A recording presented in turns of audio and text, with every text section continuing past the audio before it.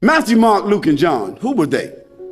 The earliest of them that wrote 40 years after Jesus Christ, so they never met him. The last of them wrote 80 years after Jesus Christ, never met him.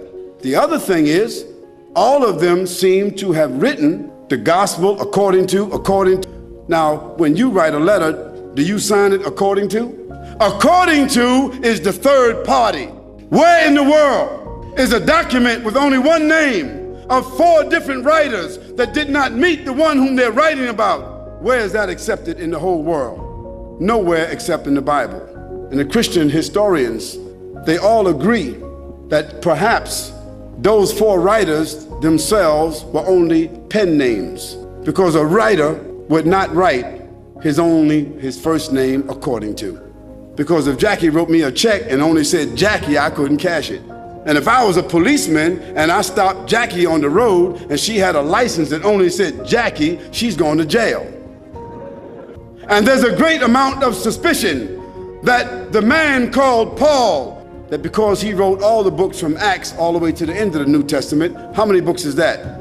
All the books of Acts on, Colossians, Ephesians, Corinthians, Romans, Galatians, all of those books are written by whom? Paul. Now here we find 4 writers and another one between them that wrote all the New Testament books that never talked, never walked, never ate, never prayed, never met the man called Jesus Christ. Isn't that something? Yet the first mentioning of Jesus being divine, a man God, came from whom? From them. The first mentioning that Jesus is the Son of God came from whom? From them. Jesus never said in his own words any such words, but it was the men who never met him, who claimed to have written, who didn't know their last names. And Paul, by the way, before he had that vision on the road to Damascus that only he saw and only he heard, guess what his occupation was?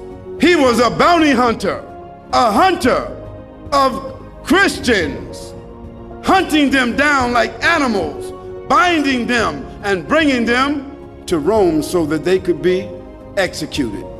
Now, if Hitler, after killing thousands of Jews, said that on the road to Berlin, he had a vision that he was named an apostle to the Jews, and he wrote 20 books that all the Jews are supposed to follow, do you think they would be following that book?